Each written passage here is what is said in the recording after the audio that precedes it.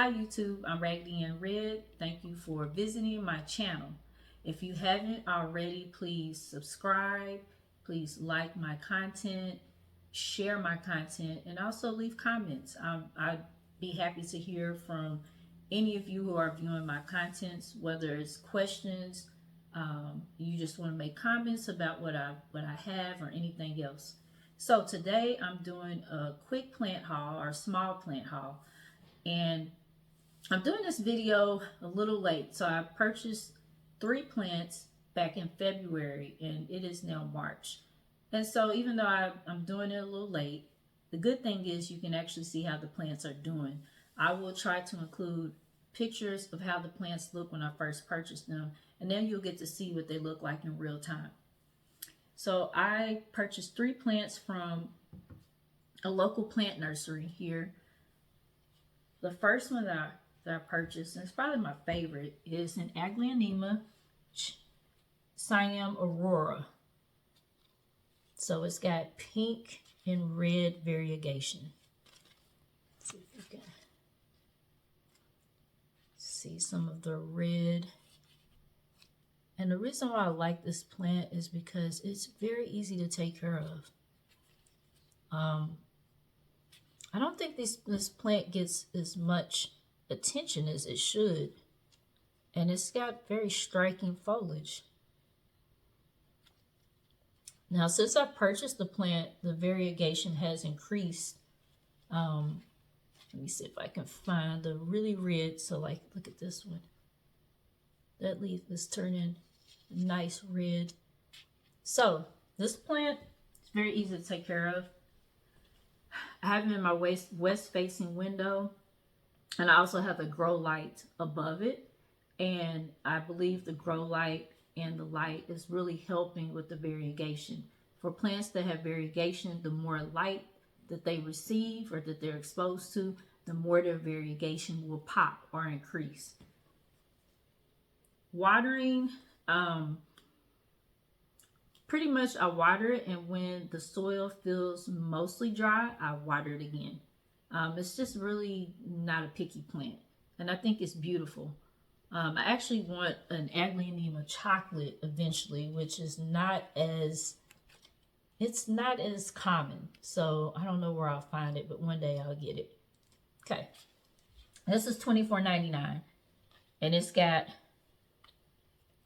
3 nice size stems, and then it's growing 2 little ones.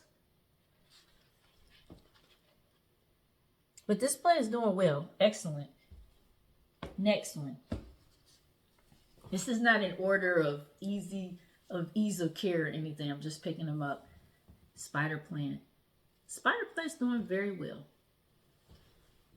I mentioned in some other videos, I've had several spider plants and I've lost them to root rot. Spider plants are very sensitive to root rot. You have to let them dry out, and you should not overpot them. So you need to keep the pots a nice compact size compared to the roots. I think that is the key to success, because I've had them really big with lots of spiders, but I've lost them. Very beautiful. Again, it's not doing bad at all. These can be a little picky about the water.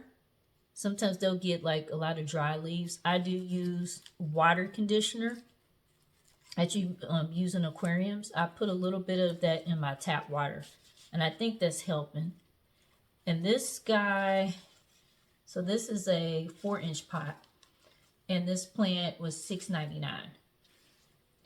Oh yeah, and the Aglaonema was $24.99. So the other one, they have it labeled as a Sansevieria snake. Now they've changed the classification for these guys as the Dracaena. But nevertheless, this is a golden bird's nest. So typically, we usually see the larger varieties that look like, the leaves look like swords. you know, they stick straight up. I really love this plant because it's small and compact. It probably grows big too, but I'm hoping that it doesn't grow too large. But for Sansevieras, it's just like its other cousins or family members, right? They, as far as water, you want to be careful about watering these too much.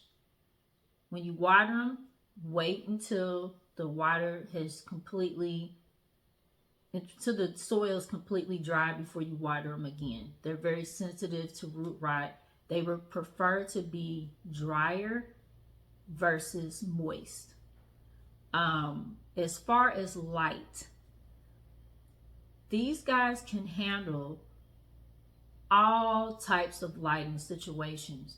That you can put them in rooms where there's no natural light and they'll be okay. They just won't grow as big.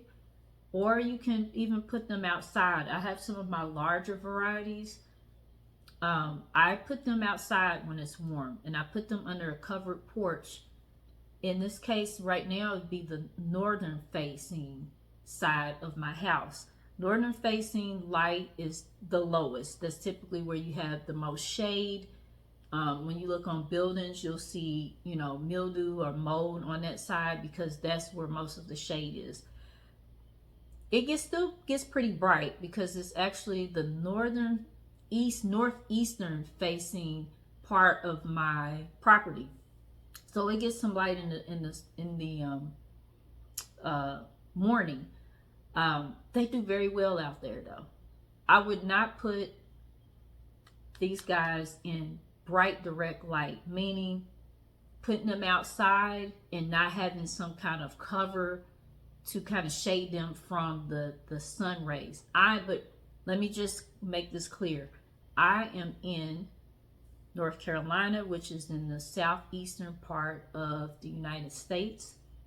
We are zone 8A in terms of the growing zones. So just give you an idea, I think the highest you could get here in the United States may be 10 or 11. So it gets pretty hot. Nevertheless, this guy's doing well and it's easy to take care of. I also purchased, let's talk about the plant. I purchased another plant from Home Depot about a week ago for $4.98, and this is a Syngonium Pink Splash. That's what it's labeled as. As you can see, there's some pink in some of the leaves. Now, I suspect, because it has variegation on the leaves, that once I put this near a brighter light source, that the pink is going to really start showing. Syngoniums are easy to take care of. In terms of the other plants I showed, I wouldn't say they're as easy as like an Aglaonema, but for these, I'll water and then I'll let them dry out mostly. Maybe not bone dry, but I'll let them dry out pretty good. My plan is to put it on a moss pole. Hopefully, I don't know how I'm going to do it because there's multiple plants in here.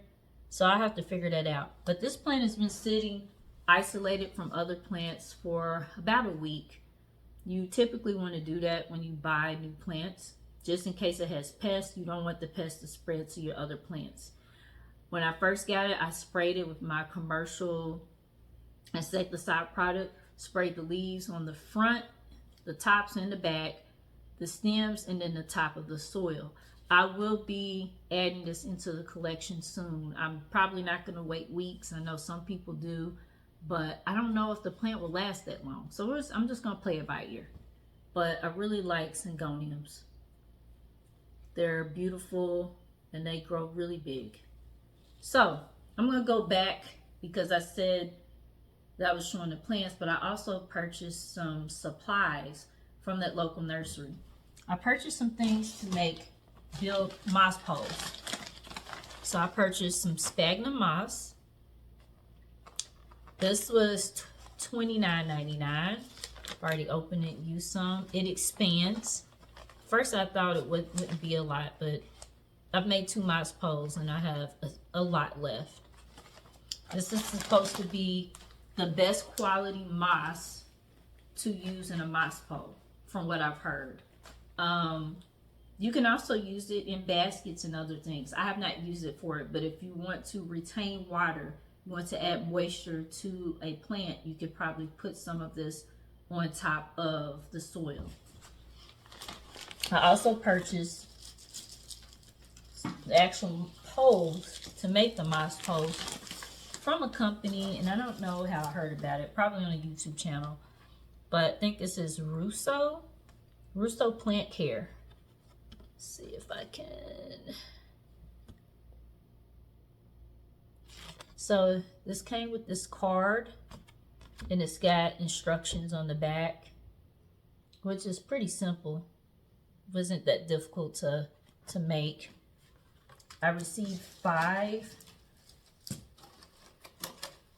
poles, or things to make the poles. I have 3 left, so I already made 2. And then I also ordered some straps.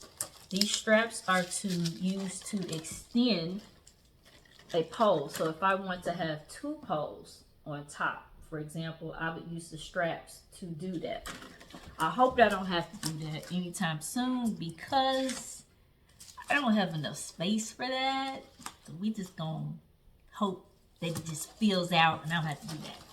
My goodness, I forgot one more plant. So I also got a Philodendron, Prince of Orange. So this is how it's looking now. This one's also one that's easy to take care of. It is not a vining plant, but I think it will need some sort of support eventually. Just not a pole, but it may need like a stake or something to keep it upright. But yeah, I really like this one too. And as the plants, as the leaves get more mature, they say that the leaves will turn green. So the orange leaves are the newer leaves.